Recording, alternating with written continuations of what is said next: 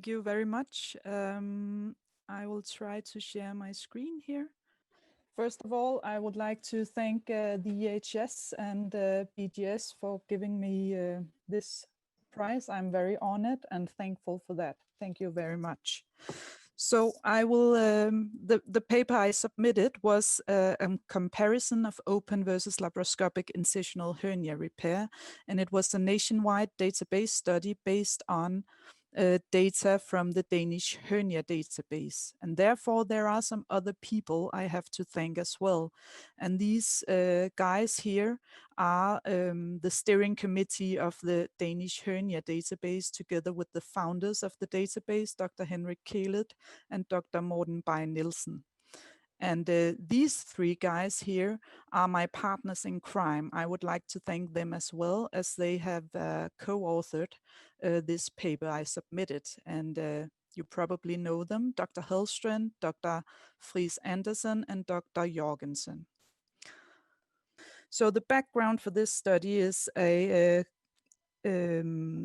several previous reviews comparing open to laparoscopic incisional or ventral hernia repair, all reporting no differences in recurrence rates, no differences in overall complication rates, no differences in seroma or hematoma, but for local infection, there are more infections in the open group compared to the laparoscopic group. So this is another meta-analysis from 2015, concluding that the risk of bowel lesions are increased in the laparoscopic group. So this is my study. It's data from the Danish hernia database from 2007 to 2018, where the aim was to compare outcomes after open and laparoscopic incisional hernia repair. We included only primary incisional hernia repairs and only elective repairs. We excluded repairs with fissure mesh due to the increased recurrence rate reported with the use of that mesh. So the outcomes we studied were readmission and reoperation within 90 days and reoperation for recurrence. We had no data on long-term complications such as mesh infections, fistula, small bowel obstruction due to the mesh, and so on.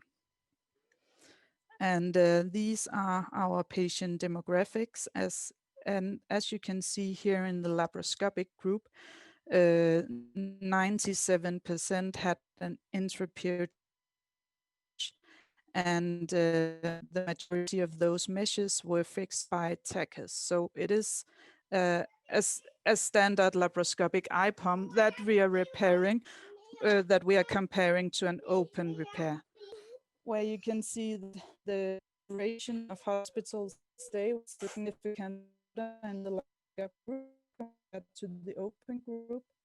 The readmission and reoperation were both significantly increasing the laparoscopic.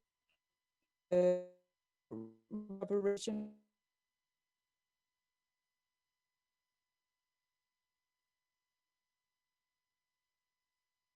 mission there was in both groups.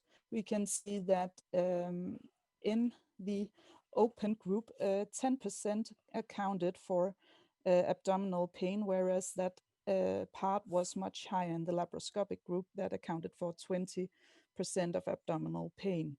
And for superficial wound infection, on the other hand, that part was significantly increased in the open group compared with the laparoscopic group.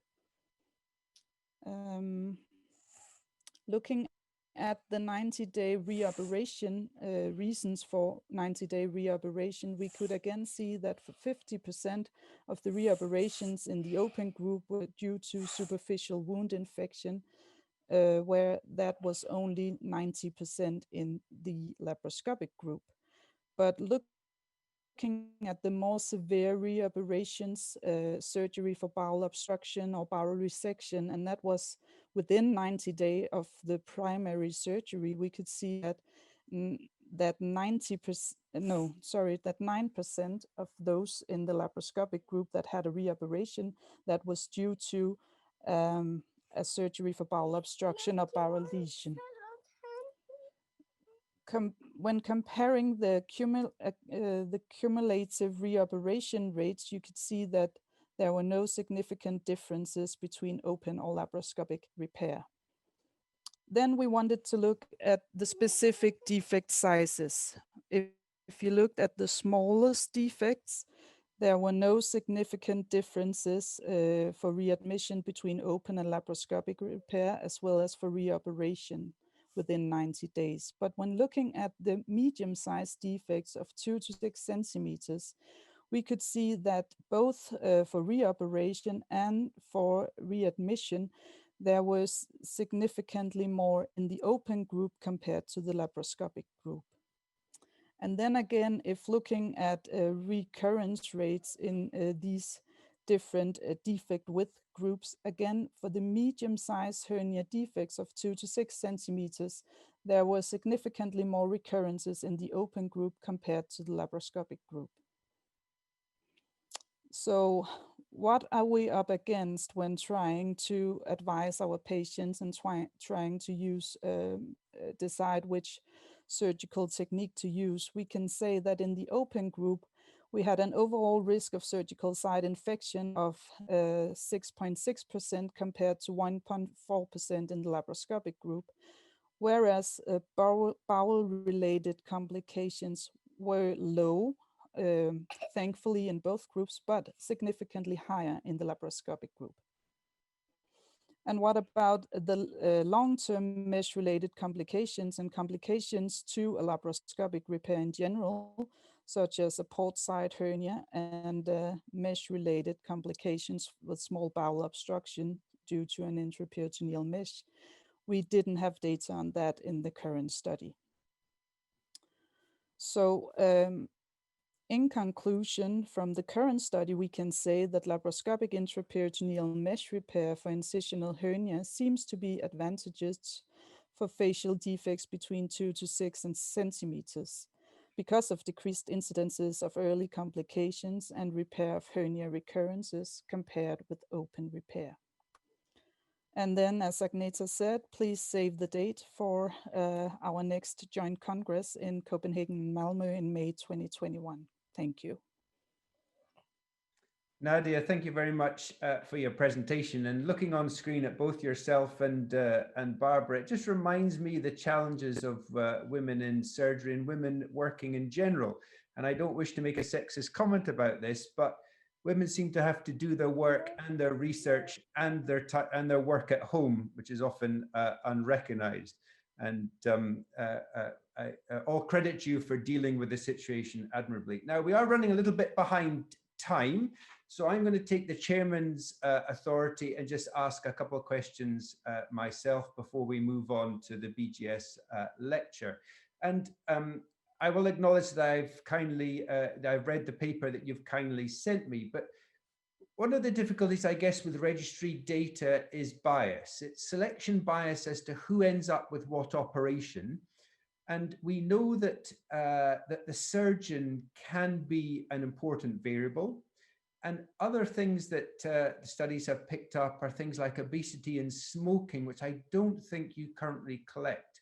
So I guess my question is relates to how confident are you that in, say, hernias of 2 to 6 centimeters, that a laparoscopic operation is better?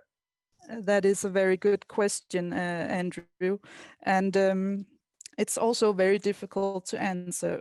What the advantage of the large registries is that even though there are small biases, we still have a very large data material. So something must be true in what we see on the data, I think. But it's also true that especially for hernias with defects of 2 to 6 centimeters, one could assume that if they are repaired by an open repair, it could be the youngest residents that do the repair without any teaching or education. So that's huge, especially for those hernias of 2 to 6 centimeters. Thanks, Ed. I have one other quick question, which is an interesting concept, which I don't think you'll be able to give the answer to, but your 90-day mortality, I think in the open group was 0.6 and in the laparoscopic group 0.5. That effectively means that 1 in 200 patients are dead within 90 days of surgery. Now, they may not have died from their operation, but they are nevertheless dead. That's quite an interesting point to mention to a patient. You're having an operation and we know that 1 in 200 of you will be dead within 3 months. Should we make something more of that? Is that, you know, there were 28 patients out of about 5,000 patients. This probably needs some more exploration as to why they're dying and should they actually have had an operation to begin with? That's also a good question. And I actually did the exact same study on umbilical and epigastric hernias, and we don't see patients dying there. So this does mean that patients with incisional hernias are more comorbid and have other problems that we need to take into account before deciding on whether to do a surgery or not. So I think that is an important issue that we need to think about before scheduling patients for surgery. Nadia, thank you very much